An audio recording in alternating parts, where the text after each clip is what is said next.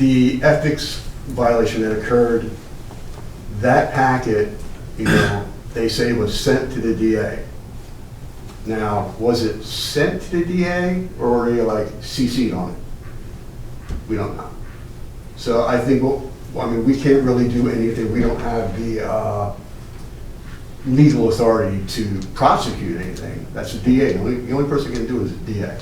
So we can, and I'm willing to, if I'm sitting there and we have a majority vote on it, to send it down to the DA, the packet, the same thing I've read here, send it to the DA with a cover letter, because maybe the DA didn't know that some of the residents had questions about this.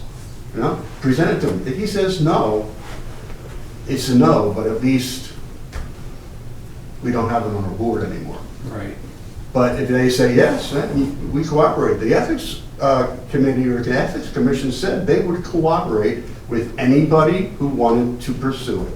Right. Well, if residents, if you want to pursue that, and I do, I think people need to answer for what has occurred and how we got where we're at. Yeah, because it seemed to me like the topic was really intense for a while and then it just dropped off. And I knew you were on vacation quite a bit, but that's the only thing I wanted to know where you stood on that. I still stand the same way I was. Okay. Well, thanks everyone for coming out tonight. Can I make one statement? Sure. For everybody here, you know, there's going to be an election like next year for the seat. So this is just a temporary spot. So I believe it's going to probably get ugly again. You know, I mean, you know, I think it just calmed down, to be honest, because Sean quit. Yeah. Well, that brings up a whole other topic. I think what we did tonight here by having everyone come out, all the candidates, is very productive, not only for the candidates and the Board of Supervisors, but all the people in the community, because we finally get to hear with our own ears what it's about. And this next go-around with these elections, what I'm proposing is that we can hold some sort of debate or some sort of open discussion, maybe at the Boyertown Junior High, high school, wherever, where it's a bigger venue. And just like we did tonight, everyone gets to they're all asked the same question. You have moderators that can keep things in control, and we, the citizens, can hear exactly what's on everyone's mind, what their thoughts are. And then we can make good decisions when we go in to vote. And it seems to me local elections it's like a hidden secret. You know, I don't even know half these people that I'm putting a little black dot next to their name. You know, the judge for this and constable for that. You know, I don't even know. But what I'm saying is, I think going forward, there should be a definite effort to have public debate in a public forum where everyone can hear exactly what's going on and what the topics are, what the responses are, and take it from there. And then you can make a good informed vote, because you know what the candidates are all about, and you know what you know in your own mind, and if it matches up with your philosophy or your beliefs, then that's who you would vote for. But I think when we blindly vote, and that's pretty much what most of us are doing, I'll be the first to admit that I'm voting blindly most of the time. And I just don't feel comfortable doing that. So that's a little something for the Board of Supervisors to take on as a challenge. You know, have open forum discussions prior to elections. And then while I'm up here, and we're talking about different boards and this and that, I think the most underutilized board that we have in this community is the Board of Auditors. We have external auditors and we have internal. The internal auditors are voted on by the people, yet they have next to no responsibility. So I think that what we need to do is expand their roles and responsibilities, because I personally would like to be on that Board of Auditors, but I'm not going to waste my time being on a board that does next to nothing. What do they do, approve the salary for, you know, the Board of Supervisors, and that's about the biggest accomplishment all year? I would like to be on that board and be voted in by the people, but I'd like my roles and responsibilities to be expanded where I can actually do in-depth auditing. And I'm just putting it out there. It's a thought, it's a challenge to people in power, people that hold office. And they can take it down to the county level, the state level, because we're not the only ones that do the auditing this way. And that's going to be the argument. But I think personally, I want auditors that are from the community, that are voted on by the people, that are aware of things. I'm not about having some third-party company that we're contracting to do our auditing. Because I just think that being single-threaded, if I just have one company do the real auditing, and then you don't have your internal, your voted on people doing much of anything, I think that's a big flaw, it's a big gap in the system. And that's about all I have to say. Okay, great. Anybody else? Anybody else? Nobody? All right, moving right along. We're going to go right into old business here. So this here is our open space committee appointments. Bill, what's the next step of the process? For this here, so what we're going to do is I'm going to sit here, well, we're going to go home, think about what we want to do, give each candidate consideration, and I think we're going to have to get together in an executive session, discuss it, who each one would prefer, and then I believe if we come to a conclusion and agreement in the next meeting, we would make the appointment. You can do that in executive session? They can discuss the We can candidates in discuss. executive session. Yes, they can't make an appointment in executive session, Yeah. but they can discuss. The appointment then will have to be made at the next public meeting. Yes. Will it be made on next Tuesday? The next one? Next Wednesday, Yes. yes. That's what we're shooting for. Okay. Yep. Sorry, I should have clarified that. Well, we should at least, before moving on, say thank you for all. Oh, of your absolutely.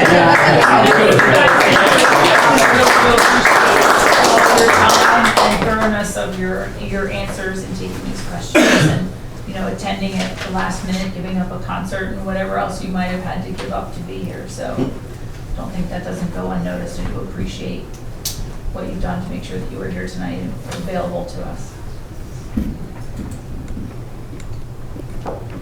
And you don't have to stay in the hot seats if you want to. I just need one in a big chair.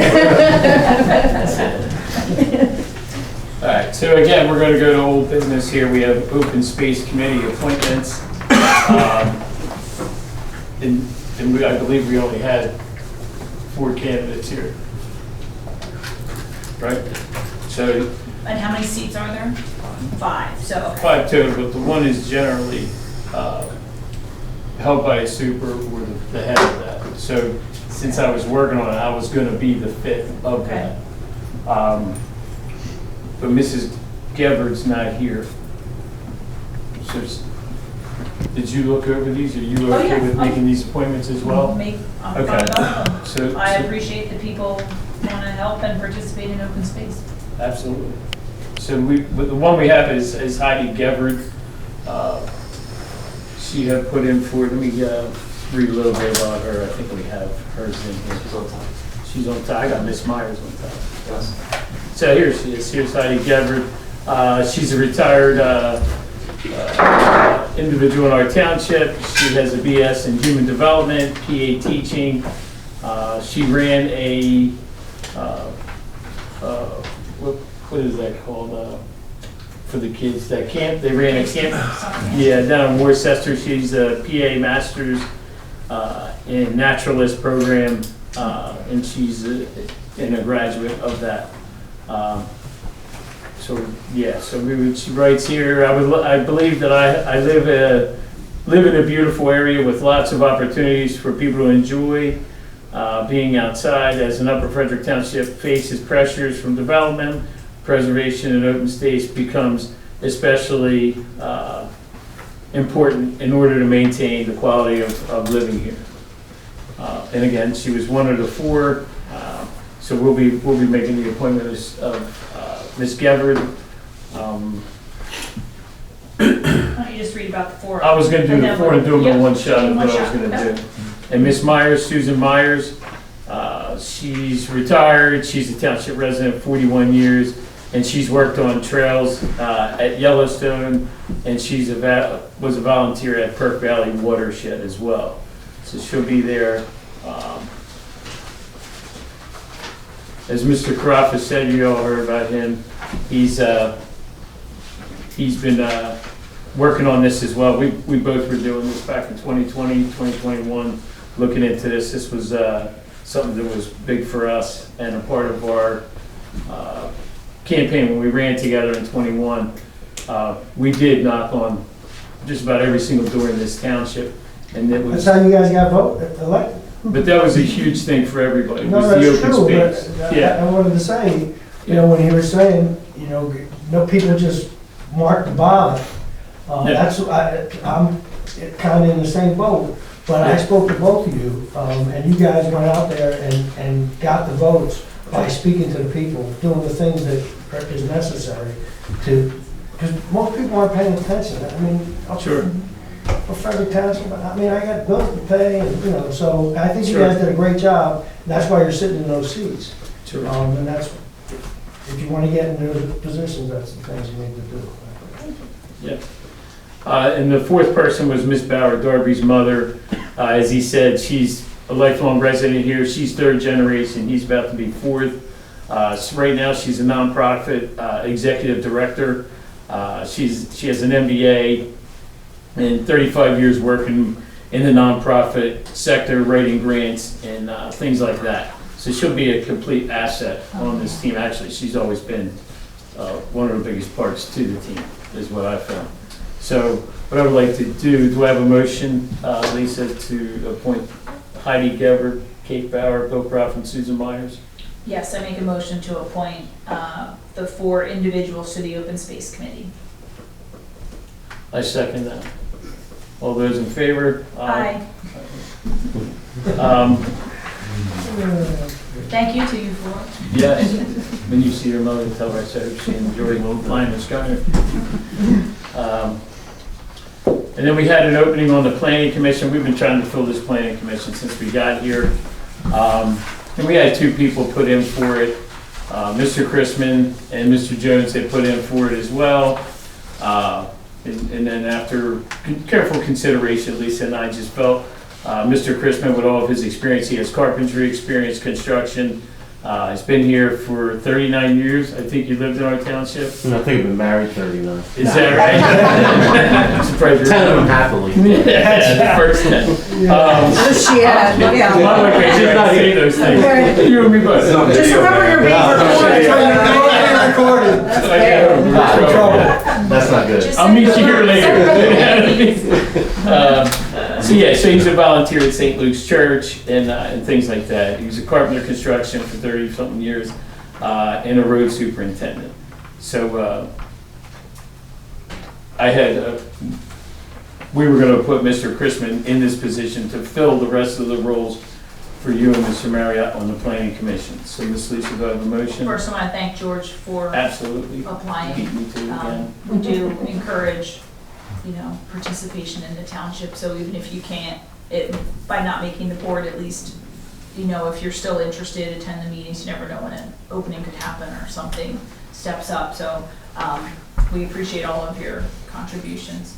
Okay, so I make a motion to appoint Paul Chrisman to the Open Planning Commission. I second. All those in favor? Aye. And because she did beat me to it, we have an opening on the UCC board too. It's still there. And I think, Aaron, you and I were talking about an alternate position as well for, was it the zoning hearing? And that was another one that we thought you'd be a good spot for. So just want you to consider something like that as well. Like I said earlier, the one I'd really like to do is Is the the auditor. auditor.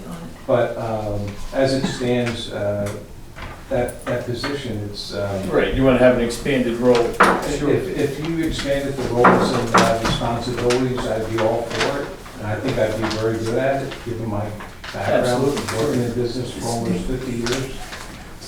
And, you know, I mean, What is the likelihood of expanding our internal audit role? Because from what I've heard, it is pretty much a rubber stamping of sorts as opposed to really auditing. Correct, so it's difficult because the role of the slate of auditors is set forth in the second-class township code, what exactly it is that their duties are. So there really isn't much ability to expand it beyond that unless the township made a decision that they didn't want to have that independent third-party auditor and you just wanted to do it in-house. There is an option. You can do it completely in-house or you can have a third-party auditor. The difference that you have to concern yourself with, and Aaron may know a little bit more about this than I do, is it's not a concern for residents to do it on the local level. The concern that I would have would be if you ever wanted to go out and, you know, get a bond or something like that, they're gonna want audited records from a third-party independent auditor. They're not, because they use that in giving you your credit rating for the township and analyzing your borrowing power and that sort of thing. So we can look into that and see if there's the ability to give them anything else. You know, and I can come back to you with some ideas if there are, but just the caveat is it's dictated by what the statute says that they're allowed to do, Because so. we actually have, isn't it 3 auditors? Because we do have an Yes. open audit seat. Yeah, there's a board of auditors. And I know, Darby, you said you are an auditor, so what did your responsibility entail since you've been elected? Beginning of it was, from what I understand, during a big transition time for the township because there was a staffing change at our township manager position. Or in and around that, I know I have a feeling our previous manager was thinking about leaving at the time. That's just an inclination though. But we just kind of, like you said, we came in and it was basically rubber stamping because it was, I think, maybe 30-ish minutes in total. You rubber stamped what the external auditor did. Yes. So you Yeah, approved what they did. So You didn't review anything prior to an external auditor auditing. No, so we were given the budget and we looked it over and everything. You know, I combed through it a bit before the meeting, as one is to do to be prepared for a committee meeting. And then we went through, approved that budget, and then the next one, and I think voted on the supervisor's salary. And then I think, again, this was a while ago, so my memory's a bit fuzzy, but it is all in the, there should be notes from that meeting too. But yeah, I was a bit surprised because the auditor is a position that doesn't have a lot of involvement. I think somebody said that they had forgotten to show up to the previous 1 or 2 meetings, and it's an annual meeting, so it's not like they're, I don't feel there's a whole lot involved, so I was a bit surprised by that. I do think, if I may speak freely, Please do. I do like the idea of having that third-party audit, just because third party is less likely to get political out of everything. But I do think there should be more of a process for the auditors to review that budget, to do their own, to have almost a secondary meeting about it and go over the information so that they're not just kind of being received, they get the information that everybody gets ahead of time. I think they should be more informed, just so that there's more transparency going forward. You know, if they're more informed, they can continue to inform the public. But it's just kind of, as my first public position, it was just a little odd walking in, and I didn't have Well, you're approving something that you actually don't have a lot of experience in. And That would be a reviewed. concern for me. So they're gonna review the years, Well, findings so, inside of 30 minutes. so we're sent it ahead of time, and we're sent it, I forget when, but I want to say like a month or two in advance, or whenever the third party had finished it, you received a copy, or I guess it was after I was elected, I received a copy of it so that I could review it and then be ready for the committee meeting. What you received was the budget. I received, it's been a while. I received a copy of the audit and the budget, and I believe next year's budget, or the budget for this year. I received all that information. So that's something that in 21, when Bill and I ran, we talked about this. When I was looking at everything that was going on, one thing I found was in small towns like ours, there was always something that was going on. Or like, man, we kept hearing from people, how the heck does this happen in such a small town, right? And what I kept coming to and finding was, in small towns like this, there's no oversight. So it's, kind of, how it was described by a lot of the residents who lived here was we lived in Hazard County, right? That's no joke. That's some of the feedback I got. And my wife was, you gotta be kidding me. One neighbor, he couldn't believe everything I would tell him, and then eventually it would come out to be true. He's like, I can't believe this. So I agree with you. I think there should be some type of oversight at a local level here. But I agree with what you're saying on a professional level, getting the bonds and things like that. My brother's a CPA.